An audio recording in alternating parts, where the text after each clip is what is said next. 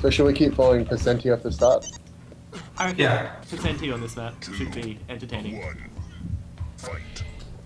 Nice RA spawn for Percenti. I like how he waited there for a second just to see if Crash was coming from Lightning Gun. This is a good engagement for Percenti, but he actually took more damage than he dealt because he took his crosshair off. See, this is what I was talking about before, how he's very aware of getting the 3 main guns. I really like that. And he's really well positioned to try and do damage, especially when Crash is playing very carefree like this. He just should go aim at the red. He decides to give it away for some reason. Oh, good, Crash hasn't picked it up yet, which is interesting. He's gone straight to the Mega.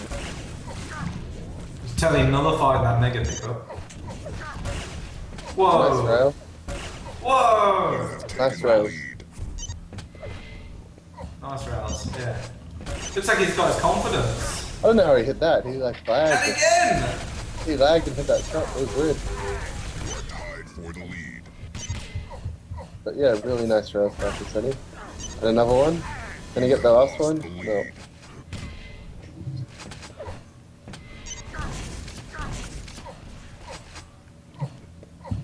Percenti's playing a little bit too Rambo, I reckon. Crash has got a nice stack here. He just wants to deal some damage as Percenti leaves the red room, especially when he gets stuck like that. Crash should switch to Lightning Gun here, but he decides not to. That was one of the situations where he knew his opponent was really weak, so I guess the spot that he's definitely going to be going to is low health. And that's why you should have Lightning Gun out to punish like the real obvious movement.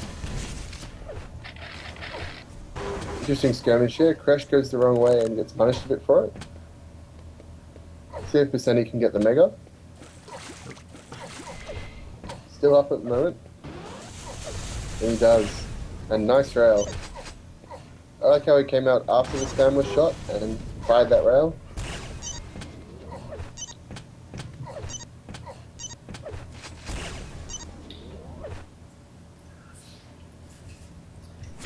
It's odd that it's so close. Like, both players don't seem to be committing too much. Yeah. I like that it's not a blowout final either. You know? It wouldn't be very fun to watch. Yeah, not like last week. Yeah.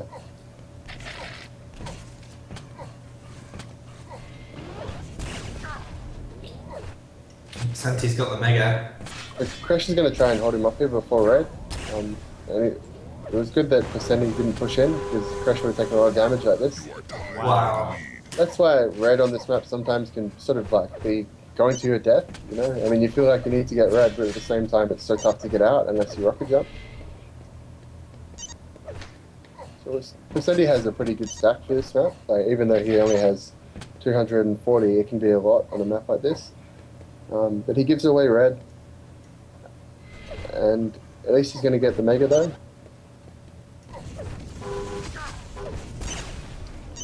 That's another situation where he had the LG locked on him, but he just decided to switch to rail. So his rail is really nice. It's just sort of just costing him a lot. He's taking a lot more damage than he should. Crash seems to be a bit inexperienced, I can sort of tell. But whenever Percenti goes through a teleporter, Crash doesn't necessarily know where he's going to come from. I've noticed that twice now. Very odd. Indeed. You see Percenti isn't very happy with his aim because he's shaking his mouse a bit.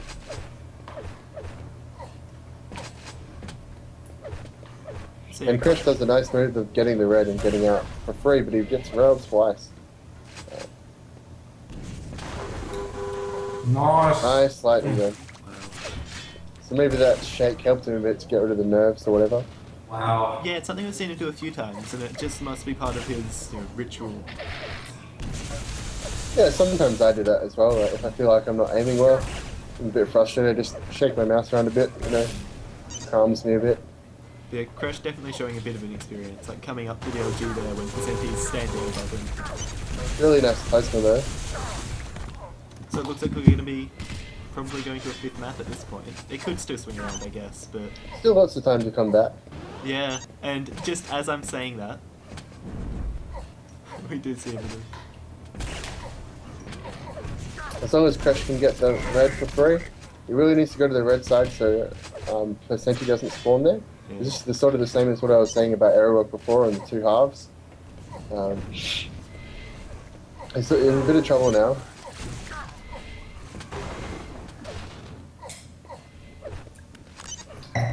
Unfortunately, we couldn't get intro to cast this map because it would blow all our minds and we would die.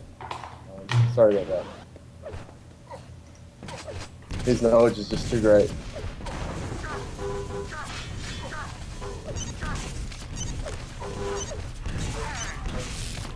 Interesting skirmish there. It's sort of frustrating sometimes when you have lightning gun out and they're in the acid bopping up and down because it's really, you know, if you're standing right next to them, it's a bit confusing as to where the model is.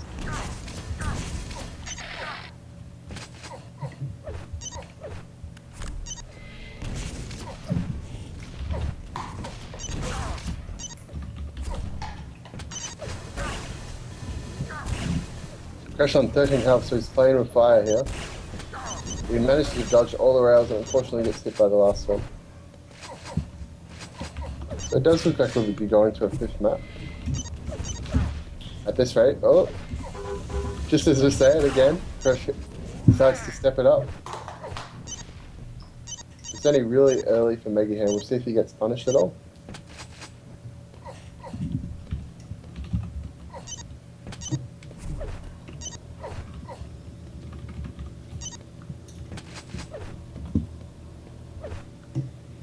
Percenti's really nervous because he has the lead and he really wants to go to the 5th map. And he's really confused because it was the maximum time until Mega came up. But he's done well to get away with here.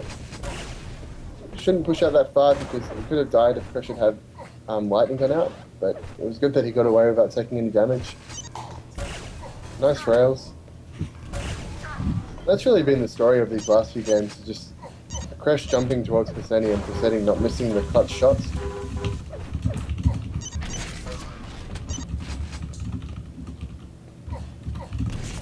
I'm a little bit disappointed in Crash. I just don't think he's played this map at all, really. And it's one of those maps that if you don't play it at all, it's pretty tough. I remember it took me ages to learn where the Aerowalk teleporters were. When I first started, it was so confusing. Because it just feels like there's so many of them. Yeah, and then, like, it's actually such a small map, and there's really Huge only ramp, 2 rooms. Yeah, definitely. Like, there's I definitely a think skill. that's probably... There's definitely a skill in like learning to be able to break maps down like that. You know, being able to like look at what's the key like center of this map, and I found learning like Sinister and Pure happened a lot faster than any of the other maps. Definitely. And especially when you learn like the key movement, getting around some of the strafes or the clips. Yeah. I came into Quake Live with pretty good movement, and I still like struggled with that. That's really good, which means you can learn duel pretty quickly because it's all about getting to a place faster than your opponent. So Yeah, you'd say that, but I'm the one on 1150 ELO. that's okay. You'll get there. Nah, that's I, like, I still feel like I have a lot to learn, even after all the games I've played. So oh yeah, well that's it. Like, I don't even care about ELO. I just play people like. I play for fun mostly now. I went through a phase of trying to get better last year. But, you know, I just, like, I could come and play people that are in this comp and get my ELO up higher, but I don't really want to do that. yeah. 1 minute warning. It is always about persistence, I guess. Like, I think the player who's putting in the most time to trying to improve at the moment is probably maybe traits. Hello? Hello? Oh. Can you hear me? Hi. Yeah. I'm no longer a B. Yeah, you're good now.